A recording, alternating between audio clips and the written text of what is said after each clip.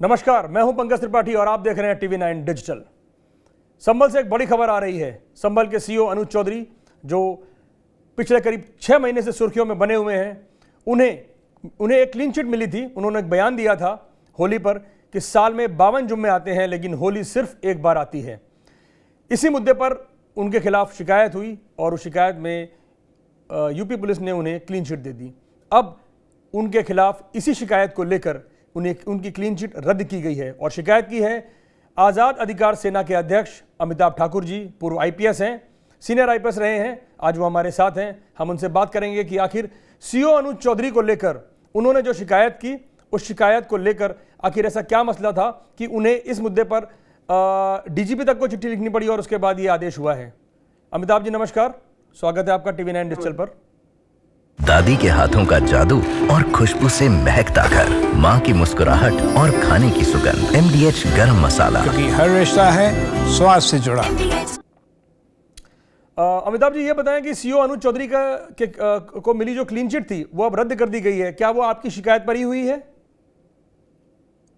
जी देखें, मैंने जनवरी में एक शिकायत की थी और उसके बाद फिर मार्च में 2 और शिकायतें की, क्योंकि लगातार श्री अनुज चौधरी जो सीईओ हैं उनके एडमिनिस्ट्रेटिव मिसकंडक्ट को लेके जो मैं समझ पाया हूं, जो मेरा अपना परसेप्शन है एडमिनिस्ट्रेटिव मिसकंडक्ट का, जो मैंने नौकरी में हमेशा देखा, उसके अनुसार कई सारे ऐसे इश्यूज दिख रहे थे जो मुझे लग रहा था कि वो केवल जो पावर दैट बी है, यानी जो सत्ताधारी दल है, कथित रूप से जो उनका चॉइस है या उनकी जो इच्छा है उसके अनुरूप कार्य करने और जो संविधान की मूल आत्मा है, जो कानून का जो बुनियादी सिद्धांत है, उसके विपरीत कार्य करने के आचरण दिख रहे थे। जो मेरी अपनी समझ है, जो मेरी अपनी जानकारी है, उसी के अनुसार मैंने यह शिकायत की थी, जिसमें जैसा आपने बिल्कुल वाजिब कहा, पहले उस संदर्भ में उन्हें क्लीन चिट दिया गया था। मैंने उस पर यह ऐतराज किया था कि हमारे यहाँ चीफ सेक्रेटरी ने, और मैं समझता हूँ पूरे देश में होगा, पूरे विश्व में है, जो प्रिंसिपल ऑफ नेचुरल जस्टिस है, हियर द अदर पार्टी, यहाँ मैं शिकायत करता था तो मुझे शिकायतकर्ता से सुने बिना जांच अधिकारी ने निर्णय लिया था। उसको मैंने नैसर्गिक न्याय के सिद्धांत के विपरीत बताते हुए यह अपने पुनरीक्षण की बात कही थी, जो स्वीकार किया गया है और पुनः मुझे अपना बयान देने को आदेशित किया गया है। जी, तो अमिताभ जी आपका जो जैसा कि हमने पिछली क्लीन चिट में ये पाया, जो सरकार ने जो पुलिस की ओर से ये क्लीन चिट में ये मेंशन किया गया था कि ये जो क्लीन चिट दी गई है ये उस पूरे बयान की जांच को लेकर दी गई है, उसकी जांच की गई। और अभी इस समय जिन्होंने ASP जो श्रीश चंद्र हैं, जिन्होंने इस जांच को दोबारा जांच के लिए आदेश दिया है, मेरा ख्याल आपके पास जो जांच अपनी बात कहने के लिए जो चिट्ठी आई होगी वो भी उन्हीं के जरिए आई होगी। तो उसमें उन्होंने यही कहा था कि उस बयान में कुछ मिला ही नहीं, उस जांच में कुछ मिला ही नहीं, और अब उसी बयान की ही जांच होनी है। तो ये कैसे होगा, थोड़ा सा जरा विस्तार से बताइए हमारे लोगों को, क्योंकि उसी बयान में क्लीन चिट मिली और कहा कि उस बयान में ऐसा कुछ मिला ही नहीं। तो आखिर जब बयान वो दिया गया है, वो बयान ऑन रिकॉर्ड है, वो मीडिया में आया बयान, सीधे उन्हीं के मुखार बिंदु से जो है फ्रॉम द हॉर्सेस माउथ ये चीज़ देखी सुनी गई है, तो उसमें कुछ मिला नहीं, तो ये बात समझ में आई नहीं। जरा इसको थोड़ा सा विस्तार से आप समझा सकते हैं? जी पंकज जी, मैं उसको इस तरह कहना चाहूंगा कि मूलतया मैंने सिर्फ एक बयान की, जो जुमा वाली और जो होली वाला बयान है, उसको लेके मैंने शिकायत नहीं की थी। श्री अनुज चौधरी के अनवरत लगातार कई ऐसे कृत्य कार्य, शासकीय दायित्व के दौरान कई ऐसे कार्य दिखे थे, जैसे आपको स्मरण हो कि जब वहां दंगा हुआ था, जो वायलेंस की गतिविधियां हुई थी, उनमें उनकी कुछ टिप्पणियां जो थी वह वर्ग विशेष को स्पष्ट रूप से चिन्हित थी। वह टारगेटेड बयान था जिसको कोई भी आसानी से समझ सकता था, देख सकता था।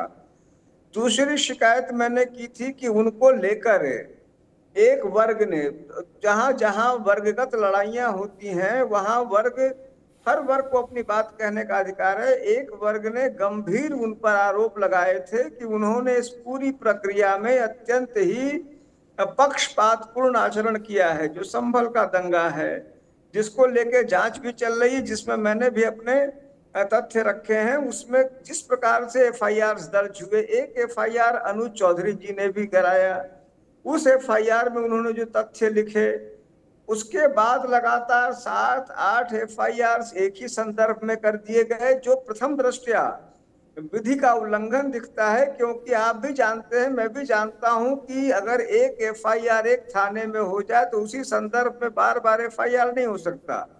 लेकिन आपको यह जान के आश्चर्य होगा पंकज जी कि इस मामले में संभल की पुलिस ने उसी संभल थाने में 7 एफआईआर 1 या 2 दिन के अंदर किया, और वहां के सीओ थे श्री अनुज चौधरी, जिन पर इस मामले में पक्षपातपूर्ण आचरण का आरोप लगा। वह अपने आप में, तो उस दंगे में उनका जो भूमिका थी वह भी अपने आप में एक महत्वपूर्ण संदर्भ था।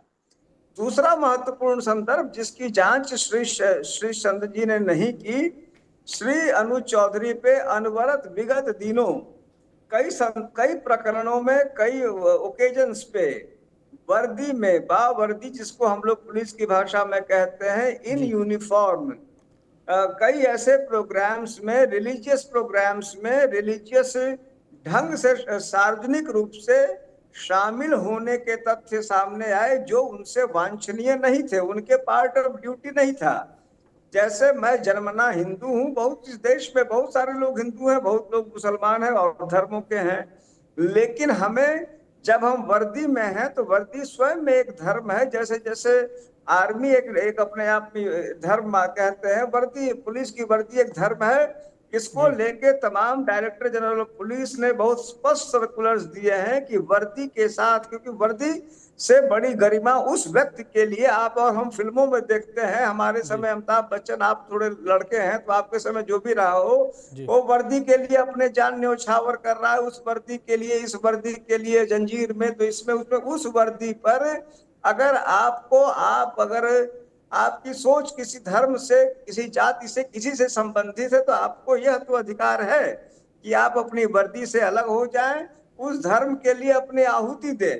धर्म की आहुति भी एक आहुति मानी जाती है। लेकिन हमारे यहाँ बिहार में कहते हैं मीठ मुरमुर, यानी आप एक साथ 2 लाभ नहीं ले सकते, यही कहा गया। इसलिए ये कानून बनाया गया कि आप एक ही साथ वर्दी में भी रहिए। बताएं कि जो आप बात कर रहे हैं सीओ अनुज चौधरी वाली ही नहीं है। जैसे आपने जो बताया, हम सबने वो तस्वीर देखी कि जब शोभा यात्रा निकली तो कंधे पर वो हनुमान जी की गदा लेकर निकल रहे थे, तो ठीक है, अपनी व्यक्तिगत आस्था हो सकती है, लेकिन आपका कहना है कि वो वर्दी के साथ नहीं हो सकती है ना, पब्लिक प्लेस में।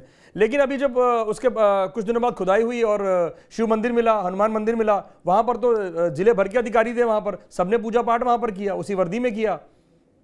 तो और उसके बाद फिर हवन हुआ वहां पर, सभी लोग शामिल हुए उसमें, डीएम, सीडीओ, एसपी और सीओ, सभी लोग उसमें शामिल हुए।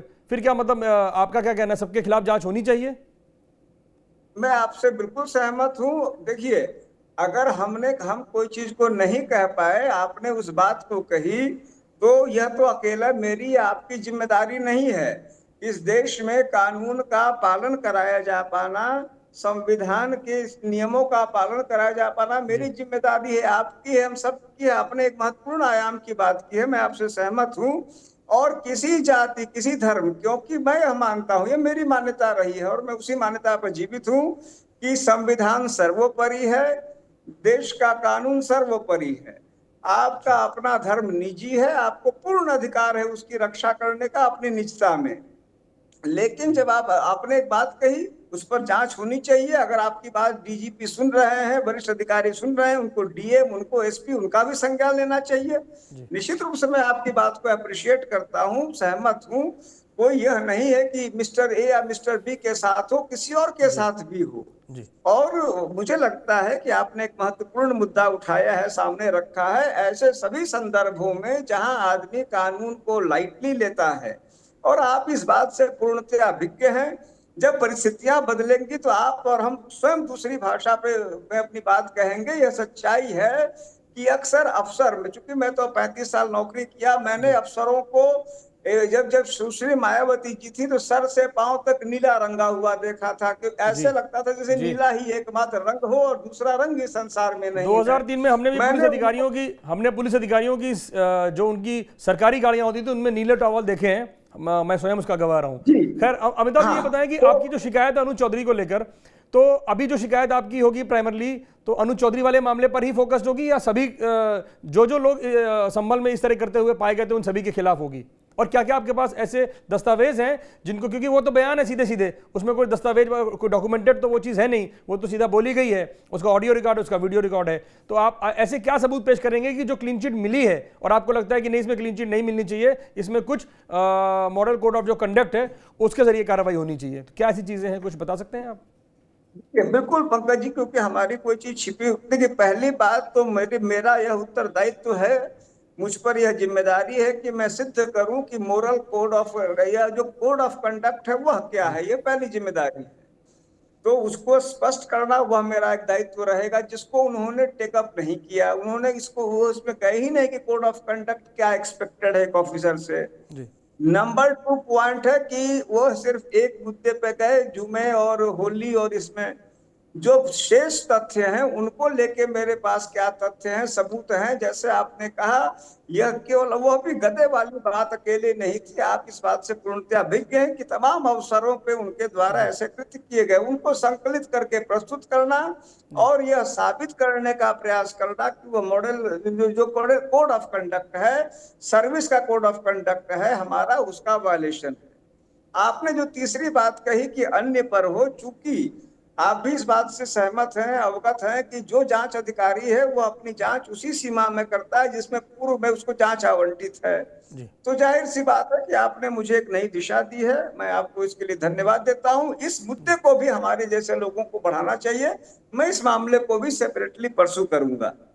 जी धन्यवाद अमिताभ जी। हम यही जानना चाह रहे थे कि आखिर एक ऐसा मसला संभल का और एक ऐसे पुलिस अधिकारी जो सुर्खियों में लगातार बने रहे और उनके बयान सुर्खियों में रहे, उसके बाद उस बयान को लेकर उनको जो क्लीन चिट मिली वो भी सुर्खियों में रही, और अब एक बार खबर ये है कि वो क्लीन चिट रद्द कर दी गई है, वो भी एक पूर्व आईपीएस की शिकायत के बाद। अब देखना ये होगा कि पूर्व आईपीएस अमिताभ ठाकुर जो आज़ाद अधिकार सेना के अध्यक्ष भी हैं, वो आखिर, चूंकि वो पुलिसिंग को बहुत अच्छी तरह समझते हैं, 35 साल सर्विस कर चुके हैं, सीनियर आईपीएस के तौर पर रिटायर हुए हैं, तो देखना यह होगा कि अब उनकी शिकायत के बाद सीओ अनुज चौधरी पर कोई कोड ऑफ कंडक्ट के तहत कार्रवाई होती है या फिर उन्हें एक बार फिर क्लीन चिट मिलती है। आप देखते रहिए TV9 डिजिटल। धन्यवाद।